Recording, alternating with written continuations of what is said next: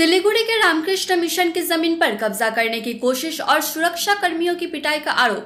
भक्तिनगर थाने की पुलिस ने घटना की जांच के बाद 5 लोगों को गिरफ्तार किया। मामले पर आज डीसीपी ईस्ट दीपक सरकार ने प्रेस कॉन्फ्रेंस की। हालांकि मुख्य आरोपी प्रदीप राय पुलिस के हाथ नहीं लगा है। घटना के बाद प्रदीप राय ने रामकृष्ण मिशन के एक सन्यासी समेत कई लोगों के खिलाफ शिकायत भी दर्ज की है। डीसीपी ने कहा, ये जमीन रामकृष्ण मिशन को दान में दी गई थी। प्रदीप राय ने दावा किया है कि वो विरासत के जरिए जमीन के मालिक है। हालांकि मामले की जांच के बाद पुलिस को भू राजस्व विभाग से पता चला कि इस जमीन का मालिकाना हक उनके पास नहीं है। प्रदीप राय के नाम पर भक्तिनगर थाने की पुलिस उसकी तलाशी कर रहे हैं। আপনারা জানেন যে গত 19শে মে রামকৃষ্ণ মিশন একটা ঘটনা ঘটে, যেটা ভক্তিনগর থানাতে অবস্থিত। এবং সেই ঘটনায় রামকৃষ্ণ মিশন একটা কমপ্লেন করে। আমরা সেই বেসিসে কেস করি এবং সেই কেসের বেসিসে আমরা ইনভেস্টিগেশন করি এবং ইনভেস্টিগেশন করে গত রাতে আমরা 5 জনকে অ্যারেস্ট করেছি।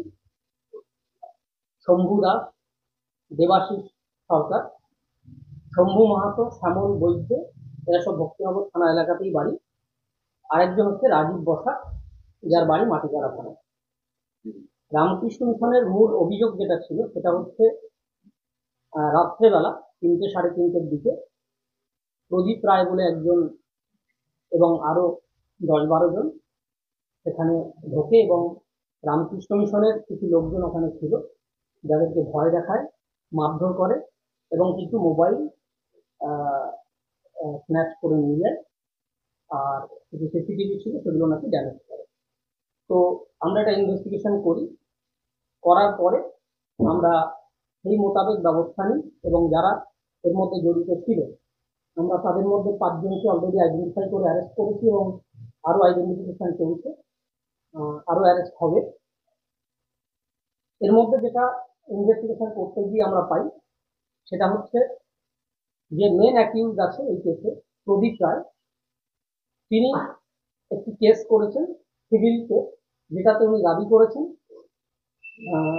যে রামকৃষ্ণ মিশনের যে জমিটা আছে সেই জমিটা ওনার, সেটা উনি উত্তরাধিকার সূত্রে পেয়েছেন টুকরা সিং বলে একজন আছেন তার কাছ থেকে। টুকরা সিং হচ্ছে টুকরা সিং কোনো ছেলে মেয়ে ছিল না। তো ওনার বাড়িতে যিনি থাকতেন বিদ্যেশ্বরী দেবী বলে একজন, বিদ্যেশ্বরী রায়, তার ছেলে হচ্ছে এই প্রদীপ রায়। এবং প্রদীপ রায় দাবি করছে যে যেহেতু টুকরা সিং নিঃসন্তান ছিলেন তাই হিন্দু আইন মোতাবেক এই সম্পত্তি তার কাছে আসবে।